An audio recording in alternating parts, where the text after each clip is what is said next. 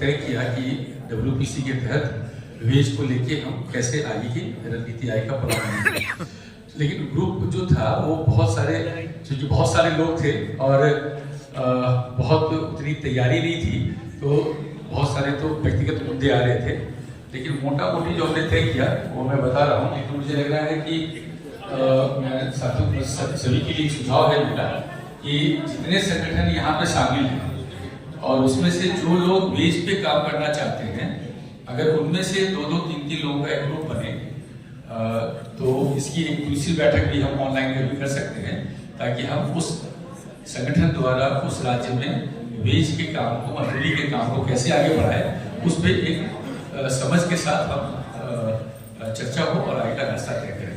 अभी जो हमने तय किया था उसमें ये था कि क्योंकि जैसा मैंने कहा कि दिल्ली एक पहला राज्य है जिसने ILC 1957 के सुझाव के अनुसार और 1991 में रेप्टाकॉस ब्रेट एंड कंपनी का जो जजमेंट था सुप्रीम कोर्ट का, उसके आधार पे इन्होंने हमने न्यूनतम मजदूरी तय की।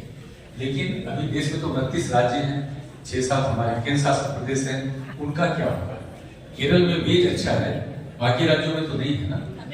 तो सभी राज्यों में, तमिलनाडु ने भी इस पद्धति से नहीं किया, तो बाकी राज्यों में हमें ये कोशिश करना है। 3-4 स्टेप है, मैंने अपने भाषण में भी कहा था, 3-4 स्टेप हैं। सबसे पहला तो आप ये देखें कि आप जिस राज्य में रहते हैं वहां पे न्यूनतम मजदूरी अंतिम कब तय हुई। न्यूनतम मजदूरी कानूनन हर 5 साल के बाद राज्य को तय करना है। उसको हम कहते हैं फिक्सेशन ऑफ बेस, मतलब मजदूरी का निर्धारण। वो आप देखो कि पिछले 5 साल में, 6 साल में लास्ट कब तय हुआ। अगर 5 साल से ऊपर है तब आप एक डिमांड राज्य सरकार से करो कि आप न्यूनतम मजदूरी को तय करो, क्योंकि आपके 5 साल से ऊपर हो गए। दूसरा, आप उनको ये भी लिखो अपने पत्र में कि ये जो न्यूनतम मजदूरी का निर्धारण होगा, ये इंडियन लेबर कॉन्फ्रेंस 1957 के जो फार्मूला उन्होंने सुझाया है उसके आधार पे होगा। और दूसरा, 1991 के सुप्रीम कोर्ट का जो ऑर्डर है रेप्टाकॉस ब्रेट एंड कंपनी के केस में, उसके आधार पे दोनों को लेकर के आप ये तय कर सकते हो। ये 2 चीजें हैं। अगर इसके आधार पर हम लगातार मांग भी करते रहे और सरकार पे दबाव बनाते रहे कि सरकार न्यूनतम मजदूरी राज्य की तय करे, लेकिन साथ ही साथ जैसे बहुत से साथियों ने कहा कि हम क्या वेट करेंगे न्यूनतम मजदूरी तय होने का, नहीं, ये हमारा एक काम होगा जो सरकार को इंगेज करना होगा। दूसरा काम होगा जो हमें रोज अभ्यास करना है। देखो, मजदूरों के लिए ना एक टर्म आता है, जब हम इंडस्ट्रियल रिलेशन को पढ़ते हैं स्कूल कॉलेजों में, तो उसमें होता है कलेक्टिव बार्गेनिंग, है ना। हिंदी में कहते हैं सामूहिक सौदेबाजी। तो सामूहिक सौदेबाजी आप कब करेंगे? आप कल से शुरू करें। सामूहिक सौदेबाजी के लिए मुझे इंतजार नहीं करना कि मेरा स्टेट गवर्नमेंट मेरे लिए न्यूनतम मजदूरी रेप्टाकॉस के हिसाब से तय करेगा नहीं करेगा। और जो मैंने कहा था तरीके जो हम लोगों ने दिल्ली में अपनाए हैं, आप भी अपना सकते हो। तरीका ये होगा कि आप कोशिश करें कि अपने काम को न छोड़ें। आज की तारीख में सबसे ज्यादा दिक्कत जो है वो काम का मिलना है। काम नहीं मिल रहा है, चाहे वो घरेलू कामगार हो, निर्माण मजदूर हो, किसी फैक्ट्री में काम कर रहे हो, किसी फैक्ट्री में, दुकान में इनफॉर्मल वर्कर की तरह काम कर रहे हैं। आप जहां भी काम कर रहे हैं अपना काम न छोड़ें, पहला। दूसरा कि मालिक को लगातार शिक्षित करें, उनके साथ बातचीत करते रहें। शिक्षित करने के बहुत सारे तौर तरीके हैं। एक होता है कि मैं मालिक के सामने जाऊं और एक डिमांड रखूं कि भाई मेरी मजदूरी बढ़ाओगे तो काम होगा, नहीं तो हड़ताल होगा। ये बहुत पुराने तौर तरीके थे। अब हमने देखा कि ये तौर तरीका पब्लिक सेक्टर में भी नहीं चल रहा है, प्राइवेट सेक्टर में भी नहीं चल रहा है, तो इनफॉर्मल वर्कर्स के साथ इनफॉर्मल सेक्टर में तो ये नहीं कामयाब है, क्योंकि काम से ज्यादा बाजार में मजदूरों की सप्लाई है।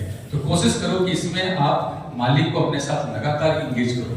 मालिक को बोलो कि बहुत अच्छा आदमी है।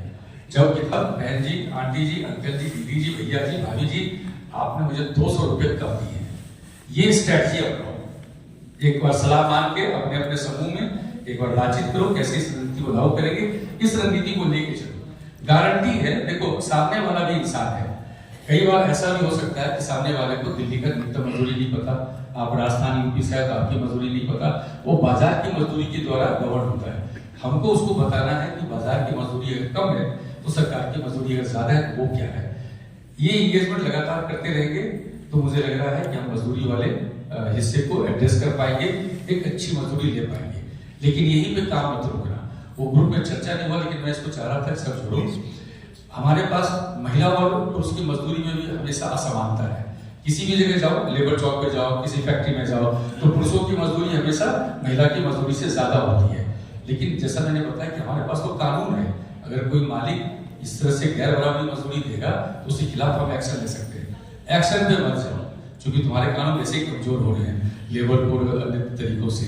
मालिक को महिलाएं बताए कि भाई उसके और मेरे काम में कोई फर्क नहीं है, अगर बराबर काम का है तो हमारे देश में तो कानून है 1976 का कि बराबर काम का बराबर मान मतलब बराबर वेतन मिलेगा। तो सर आपको कैसे नहीं पता? अच्छा एक बार आप पढ़ लेना, देख लेना, इंगेज करो और उसको बोलो। तीसरा है बोनस। ये हमारे पास 1965 का कानून है, अच्छा कानून है, लेकिन ये कानून उस पर लागू होता है जो किसी मालिक के यहाँ लगातार एक साथ काम करे, 12 महीना काम करे, तो 13वें महीने उसको 1 महीने की तनख्वाह यानी 8.33% के हिसाब से बोनस मिलेगा। तो जितने घरेलू कामगार हैं उसको प्रयोग करो, जो लोग किसी इंडस्ट्री में लगातार काम करें वो उसको प्रयोग करो। लेकिन जो कैजुअल वर्कर हैं, रोज काम लेने वाले हैं लेबर चौक से कहीं से, उन पे ये लागू नहीं होगा। और चौथा जो कानून है, जो देश का सबसे पहला मजदूरी का कानून है, वो है 1936 का कानून, उसको कहते हैं पेमेंट ऑफ वेजेस एक्ट, मजदूरी भुगतान अधिनियम 1936। अगर कभी मालिक और मजदूर के बीच में कोई विवाद हो जाए, मालिक आपका पैसा रख ले, आपकी मजदूरी नहीं दे, अभी अपने ग्रुप में सब साथी कह रहे थे ना, तो उसके लिए आप वो कानून है, उस कानून का सहारा लो। डिस्ट्रिक्ट लेबर कमीशन जो होता है वो उसका एप्रोप्रिएट बॉडी होता है जिसको फैसला लेता है, आप उसके पास जाते हो। अगर मालिक कोई सरकारी एजेंसी है तो हमेशा प्रिंसिपल एम्प्लॉयर इस कानून के तहत पकड़ में आता है, वो आपके पैसे लेके भाग नहीं सकता। तो मुझे लग रहा था एक थोड़ा सा ब्रीफ भी है कि हम देश में जहां भी काम करें, मजदूरी के चारों कानूनों को समझ के और उसके हिसाब से कल से ही काम शुरू करें। बाकी रहा सरकार को ज्ञापन देना, तो सरकार को ज्ञापन देते रहिए, थोड़ा पता लगाते रहिए कि क्या डिसीजन कब हुआ है, उसके हिसाब से सरकार को ज्ञापन देते रहिए।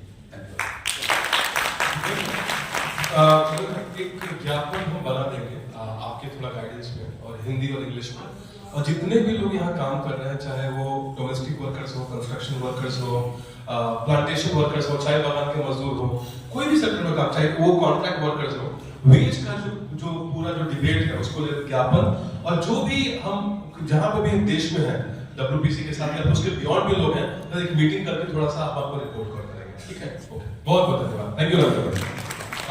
चंद्रकांत भाई।